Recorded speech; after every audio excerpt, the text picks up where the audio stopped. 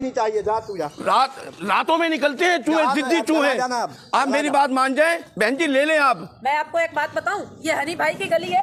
अगर हनी भाई का शोर सुन लिया ना, तेरे को जूतों से मारेगा। ये देखो पूरा थैला मेरा आधा खाली हो गया। जा हनी भाई से मालूम कर, उसके पास चूहे होंगे, हमारे पास नहीं है। जा देखो बहुत अच्छे ये दवाई है शोहर को सताने वाले। नहीं है ना यार, जा निकल यहाँ से यार। अच्छा तुम नहीं ले रहे हो, आवाज भी ना लगाऊं क्या? आवाज नहीं लगाता, तुम नहीं लेने ना लो। उधर हनी भाई से जाके मालूम करूँ। उधर हमारी गली में शोर नहीं होना चाहिए। मैं अपने चूहे मार गोलियां भी ना बेचूं फिर। ओ भाई तू आगे वाली शोहर को सताने मारने वाले चूहे। तुमने तो मुझे भुला ही दिया, मेरी अपनी आवाज नहीं लेना ना लो।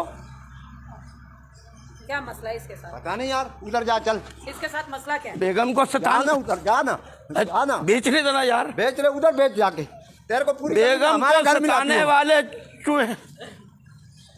ज्यादा नहीं जा रहा, नहीं लेना ना लो। अरे क्या हो गया?